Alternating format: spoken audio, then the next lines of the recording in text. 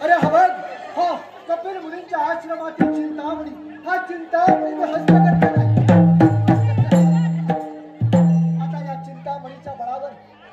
आता या चिंतामणीच्या बळावर या साऱ्या त्रैलोक्यात या साऱ्या त्रिभुवनात या गणासुर नावाचा हात चल चल चल